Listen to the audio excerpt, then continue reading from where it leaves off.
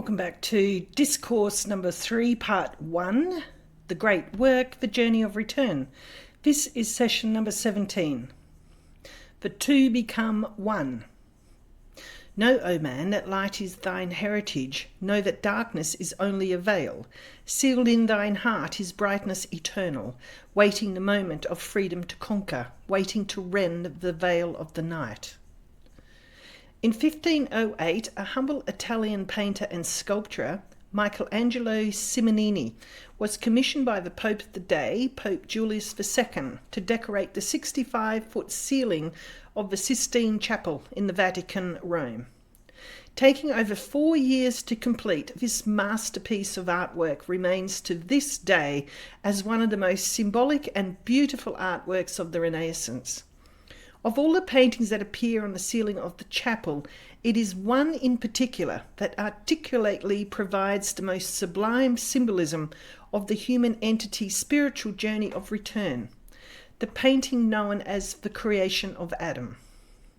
In essence, this image symbolically represents the separation of man as ego, body, mind, consciousness from the one mind that is infinite intelligence. This is the dualistic mind that perceives in error and becomes limited and disconnected from the unified greater mind of all that is. This disconnection is experienced by the human personality as something missing, a black hole, incompleteness, that something is lacking.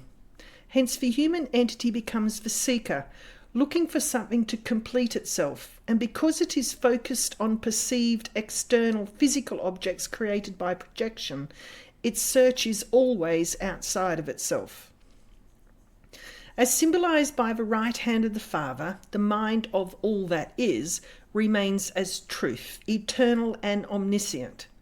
This is the light of the world that calls the Son of God, who has descended into darkness, to return home and awaken from its dream and illusion. The ego, body, mind consciousness that is the split mind that creates a dualistic perspective for the human personality must be healed or purified to perceive the oneness that pervades all but does not see. Knowledge cannot dawn on a mind full of illusions because truth and illusions are irreconcilable. Truth is whole and cannot be known by part of a mind. The two must be made one for the Christ consciousness mind to be experienced. The polarities of the human personality, as expressed by the archetype or personality type, must be integrated and balanced at a psychological level of mind for this unification to be experienced. To be of a mind of Christ means anyone who has consciously integrated or awakened to the truth that God is within and then lives that truth. Thomas H. Burgoyne, an astrologer and founder of the Hermetic Brotherhood of Luxor, in 1884 taught the spiritual wisdom of the Egyptian. He writes in his book, The Light of Egypt, The Science of the Soul and the Stars. The grand object which the divine ego seeks to realize in the evolution of the human soul is the complete differentiation of its latent attributes. The soul must become the expression of both its qualities and must express the true nature of the biune spirit. Hence, male and female evolution is the outcome. Each soul rounds out and completes, so to say, its own section of the ego, and in doing this it becomes individualized as a complete expression of one ray of the divine idea. Hence it has a perfect identity with its source. Both the male and female complete the whole and are related to each other as Osiris and Isis, brother and sister.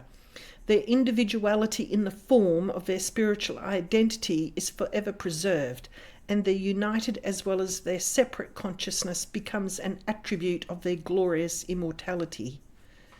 The kingdom of heaven is the term often used to express this state of integration of the male and female polarities, to allow for the divine mind of all that is, or God, to be expressed fully within the mind of the human entity. contained within the writings of the Gospel of St. Thomas, which formed part of a Nag Hammadi library in 4th century Egypt AD and proclaimed to be the teachings of Jesus as recorded by Thomas the Apostle. It's written in verse 22 of the Gospel. Jesus said to them, "When you make the two one, when you make the inside the outside and make the above like the below, and when you make the male and the female one and the same, so that the male not be male nor the female, then you will enter the kingdom." This concept of the great work as being transformation of the base human personality or lowest nature to become one of a higher level of consciousness expressing the divine mind is also known as apotheosis, which in etymology means deification or act of making into God, state of being raised to the rank of a deity. Hence, as Jesus declared, the kingdom of heaven can only be entered in the integrated and purest being that is known as the Christ consciousness. Thomas said unto him, "Lord, we know not whither thou goest, and how can we know the way?" Jesus said unto him, "I am the way, the truth, and the life. No man cometh unto the Father but by me." As declared within this statement of Jesus, the Christ, is the direction provided that it is only through this mind, the purified Christ mind, that is the way. Hence there is revealed a right way that the human entity can obtain this pure mind of consciousness or deification. This right way lies at the heart of all spiritual teachings, such as contained within the wisdom of the Tao, which is the Chinese term for the way or path, the Buddha's path of wisdom, Raja Yoga in the Eastern spiritual teachings, which means union, the path of Kabbalah, meaning to receive, and the righteous path of salvation as declared in the biblical texts and scriptures. But seek ye first the kingdom of God and his righteousness, and all these things shall be added unto you. The teachings of Thoth also make reference to the way or the path in the Emerald Tablets. Seek ye to find the path beyond. Not impossible is it to grow to a consciousness above. For when two have become one, and one has become the all, know ye the barrier has lifted, and ye has become free of the road. Grow thou from form to the formless. Free may thou be of the road. Also the spiritual text, the Bhagavad Gita. There are two paths that are eternal, the path of light and the path of darkness. One path leads to liberation, the other leads to sorrow. And the Dhammapada of the Buddha. Those are fortunate who have eyes to see the great way. They know that there is no other path to purify the intellect. Seek this way. The kingdom of heaven, or the obtaining of the Christ consciousness, is synonymous with the concept of light that is frequently referred to in many spiritual teachings. Light is wholeness and unity, whereas polarity is the division of this light into two aspects, being electricity and magnetism, expressing as electromagnetism. Hence, darkness becomes symbolic as lacking in light, or the state of ignorance, as light is symbolic of the Christ consciousness mind, which is to be enlightened or knowing. In the earlier discourse, You Create Your Reality, it was stated, the ego body mind consciousness that expresses with a human form and limited knowledge can be considered as frozen light that is crystallized. Matter is the frozen light of spirit. The great work, as being the basis behind all spiritual practices, or the way, is to balance the polarities that divide the light. Darkness and light are both of one nature, different only in seeming, for each arose from the source of the all. Darkness is disorder, light is order. Darkness transmuted is light of the light. This, my children, your purpose in being, transmutation of darkness to light.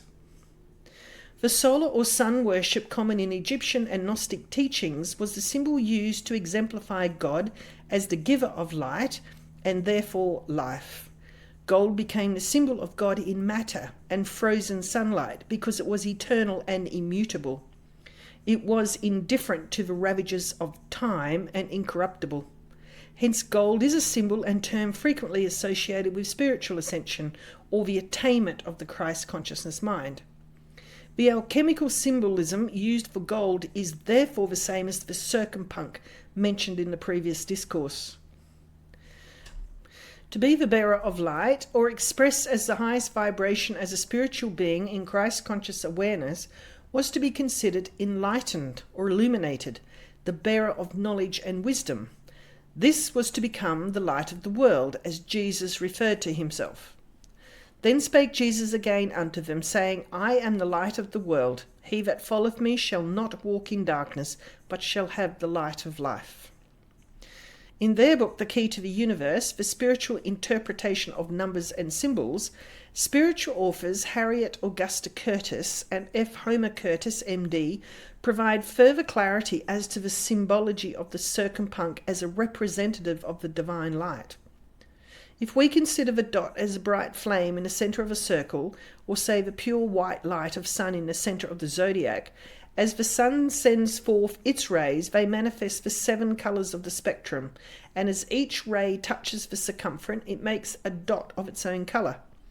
The sun in the centre will therefore represent the higher self, or the divine dot, while the many lesser dots on the circumference will represent its many personalities, each manifesting but one shade of the central light, and each becoming pure white light only as all are indrawn into the centre. The entire circle will then become a globe of pure white radiance and take its place in turn as a dot upon the circumference of a still mightier circle whose centre is God. Hermes Trismegistus, or the Egyptian god Thoth, like Jesus, was also considered to be a messenger of the gods that revealed the mysteries of the universe and taught the truth that is primal reality. Hermetic teachings were hence referred to as the lamp of Hermes.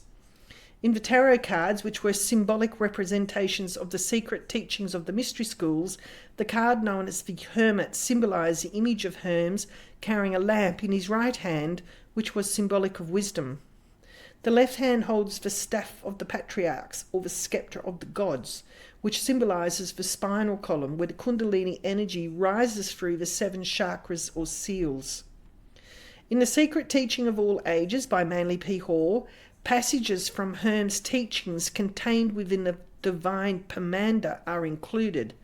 Again, the concept of light as being the divine emanation of life to which you ascend in consciousness is referred. Those who are saved by the light of the mystery which I have revealed unto you, O Hermes, and which I now bid you to establish among men, shall return again to the Father who dwelleth in the white light, and shall deliver themselves up to the light, and shall be absorbed into the light, and in the light they shall become the powers in God. This is the way of good, and is revealed only to them that have wisdom. Thus preached Hermes. O people of the earth, men born and made of the element, but with the spirit of the divine man within you, rise from your sleep of ignorance. Be sober and thoughtful. Realize that your home is not in the earth, but in the light. Why have you delivered yourselves over unto death, having power to partake of immortality? Repent and change your minds.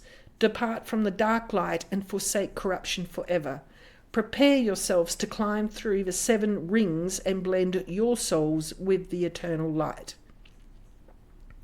The 7 rings referred to in this passage and the 7 colours of the spectrum, rays, in the Curtis quote are again referenced to the 7 chakras that are an essential understanding to the journey of spiritual ascension. These are the vibrational vortices that are purified and elevated in frequency to receive the impulses of the Christ consciousness thought stream. It is through alchemical transformation that the lower vibrational states of the ego body-mind consciousness as a human personality are purified of its chemical imbalances that is the basis of the great work. As spiritual teacher Samuel Orne Were, in his book Alchemy and Kabbalah in the Tarot, declares, no one can achieve illumination without having been previously purified. Only those that have achieved purification and sanctity can enter into the hall of illumination. More shall be discussed about the chakras later in this discourse. The all-seeing eye of oneness. The light of the body is the eye. Therefore, when thine eye is single, thy whole body is also full of light.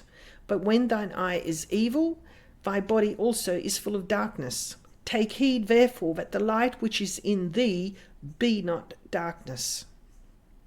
In the previous two discourses, the ego, body, mind, consciousness as an archetype has been continually referenced to act as a lens of focus. It will determine what you pay attention to and hence creates your perception of your experience of a personal reality. You, as a seemingly individuated I, experience life from a very particular perspective or point of view, which is biased towards a dominant attitude or polarity. This lens of focus becomes the observer that collapses the waves of potentials and probabilities in the quantum field, or the implicate order, to be experienced as a projection on the screen of the holographic matrix. Just as a laser beam of light is required to project an image from the interference pattern of the hologram, so too is your own light of focus doing the same thing.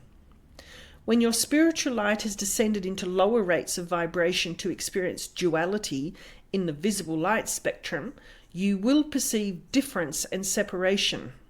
The quality of sameness or oneness becomes obscured or filtered out of your awareness and experience.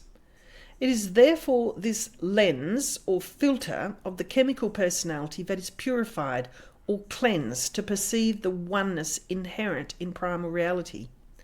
To see or perceive with the one eye or the all-seeing eye is to rise to a higher state of consciousness and perceive with the equivalence of the mind of God or all that is. This is the ability to see all perspectives equally without judgment. This state of perception is called compassion, and it is the truest meaning of the term love. This is the state of being that is unconditional and sees the sameness as opposed to the difference that the ego personality focuses upon in the state of judgment and fear. Fear dominates for perceptions and hence projections when the ego, body, mind, consciousness is ruling the kingdom. The concept of light as being the originating essence of your spiritual reality can be more clearly understood when aligned with the concept of consciousness. The ego, body, mind, consciousness creates frozen light or crystallization, a slower level of frequency and vibration. Higher rates of vibration and frequency as consciousness and energy is light in a higher degree. Where there is light, there is consciousness, as spiritual teacher Samuel Orne wrote in his book, The Great Rebellion. In another of his teachings contained within the esoteric treatise of Hermetic astrology, he writes, "Light and consciousness are two phenomena of the same thing. To a lesser degree of consciousness corresponds to a lesser degree of light. To a greater degree of consciousness, a greater degree of light." To recall in the previous discourse, You Create Your Reality, neuroscientist Carl Pribram was quoted. Minute oscillations of the relation between receptor and stimulus are necessary for any perceptual experience to occur. These oscillations describe paths around stable points, called point attractors. Point attractors are the result of transformations from the oscillations that describe the sensory input in the spectral domain to space-time pixels from which images are composed. When points become grouped by moving together with respect to other points, the group is perceived as form, that is, an object. The word oscillations in this quote by Pribram is extremely relevant, as the images that are appearing on your personal holographic screen of reality, created by consciousness as light, are dependent on cycles of oscillations. Perceptual experiences are dependent on oscillations or frequency. The frequency of oscillations performed in time is measured in units called hertz. Your entire experience of reality, or what you label as real, is entirely dependent on frequency or oscillations. In effect, oscillations as a measurement of hertz or cycles per second act just like a television or computer screen. The frame rate of images appearing will be limited depending on the rate of frequency or cycling that the screen can handle. Again, Pribram in his book, The Form Within, My Point of View, explains. Fine oscillations of our receptors or of the stimulating environment around us are needed in order for us to see, to feel by touch, and to hear. These oscillations, vibrations measured in terms of their frequencies, allow us to experience images in the space-time that surrounds us. Hence, your level or degree of awareness or consciousness as light is dependent on vibration or frequency as a particular rate of oscillations being cycled in time. The ego, body, mind, consciousness expressing an archetype can now be considered as a frequency fence, trapping the frequency or vibration into a specific rate of frequency and limiting the perceptions to a specific experience of personal reality as holographic projections. This frequency fence is how the light becomes crystallized, or the frozen light of spirit, as described earlier. As this frequency fence is chemically held in place by the DNA blueprint in the inner cells of your body, the great work of transformation and integration works alchemically to release the light from this subjugation in matter that is crystallized chemically. The Secret Doctrine by Madame Blavatsky provides spiritual insight into this concept of matter as being an expression of spirit. Matter is the vehicle for the manifestation of soul on this plane of existence, and soul is the vehicle on a higher plane for the manifestation of spirit, and these three are the trinity synthesized by life which pervades them all. The highest ideal of your life expression can therefore be known as this spiritual journey of ascension and resurrection, to elevate your individuated consciousness to return to its full state of remembrance of who you are in truth as a spiritual being of light, to become the light of the world. This understanding was elaborated on by Alice Bailey in her book, A Treatise on White Magic.